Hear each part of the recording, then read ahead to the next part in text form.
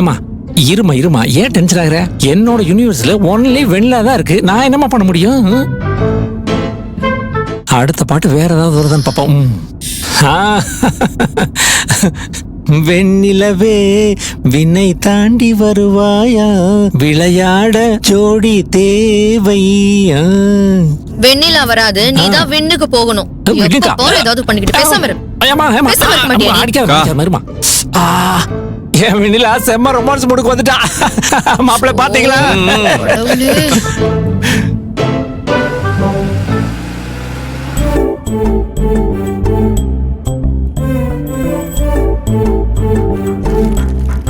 என்ன இது காருக்குள்ள ஏதோ கருக்கு முறுக்குன்னு சவுண்ட் கேக்குது?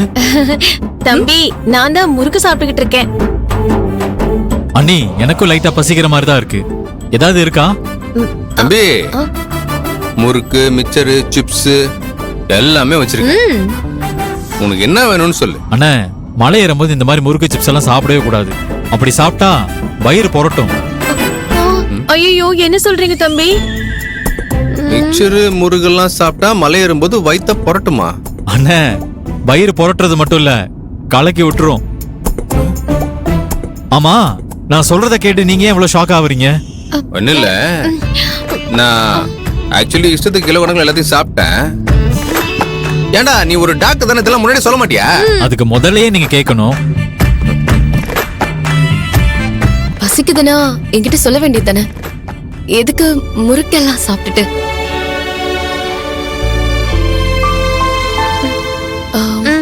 என்ன பண்ணி இந்த ஆப்பிள கட் பண்ணி ஆதிக்கு கொடு.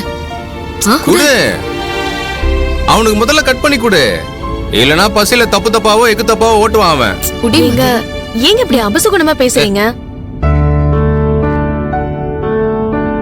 வீட்ல தான் வந்துட்டு எப்ப பார்த்தாலும் வந்துட்டு கண்ட்ரோல் அம்மா பண்ணிட்டு இருப்பாங்க. வெளிய வந்து கூட ஃப்ரீயா பேச விட மாட்டீங்களா? என்ன வேணா பேசுங்க, என்ன ஆளை விடுங்க. என்ன பண்ற? கட் பண்றியா இல்லையா? கட் பண்ணிட்டு தாங்க இருக்கான். இந்த ஆதி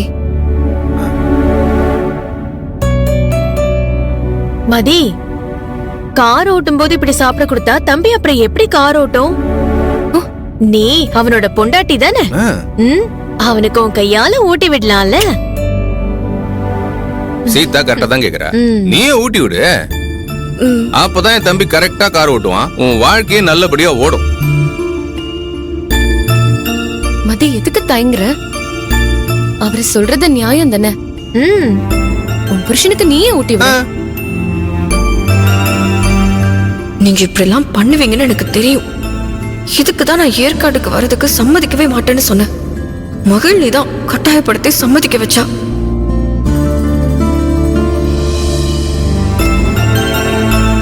என்ன யோசனை? கட் பண்ணி ஊட்டி விடு.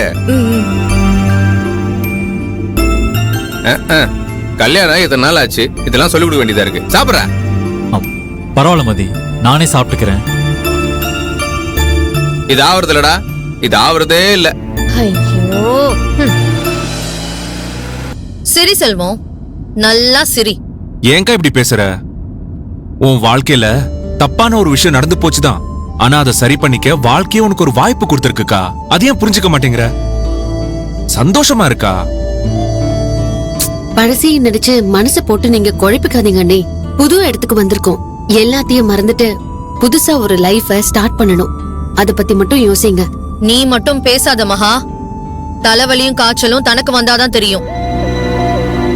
உனக்கு என் தம்பி மாதிரி நல்ல புருஷன் கிடைச்சிட்டான். நீ இதுவும் பேசுவ, இதுக்கு மேலேயும் பேசுவ.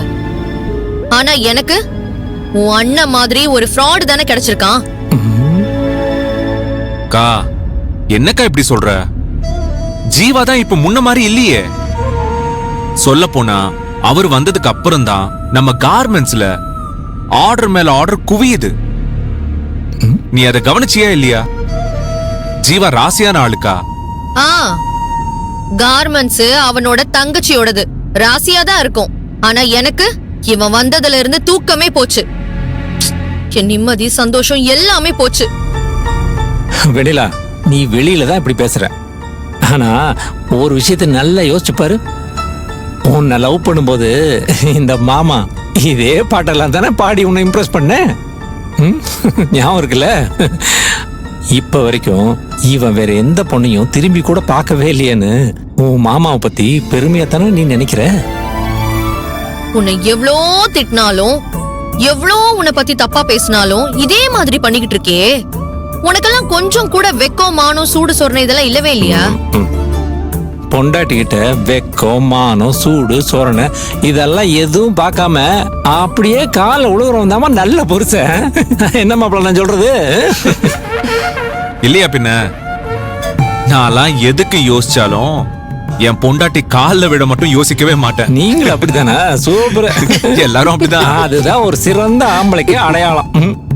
இங்க பாரு, நீ கோவப்பட்டாலும் சரி எமோஷனலா பேசினாலும் சரி எல்லாத்தையும் தாங்கிட்டு இந்த மாமாவோட லவ் அப்படியே ப்ரூவ் பண்ணதான் நான் இந்த ட்ரிப்புக்கு வந்தது.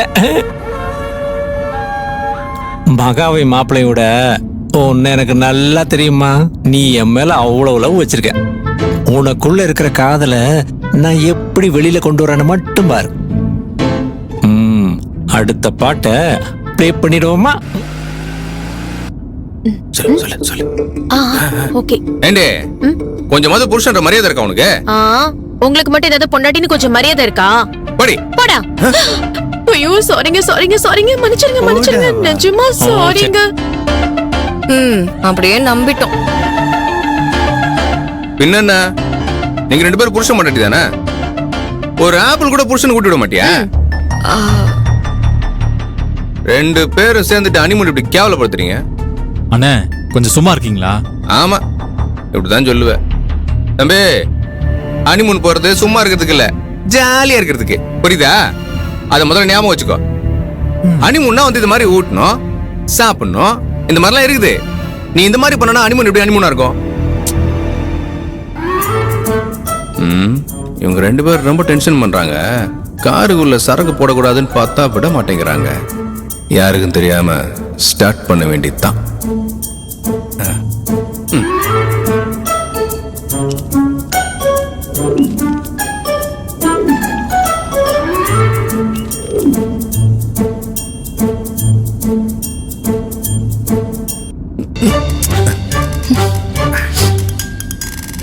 என்ன திடீர்னு ஏதோ ஸ்மெல் வருது? ஆமா எனக்கும் அப்படிதான் இருக்கு. எனக்கு எதுவும் ஸ்மெல் வரலையே. எனக்கு எதுவும் தெரியலையே. என் கூட இருந்து உனக்கு மூக்கு மறுத்து போச்சு.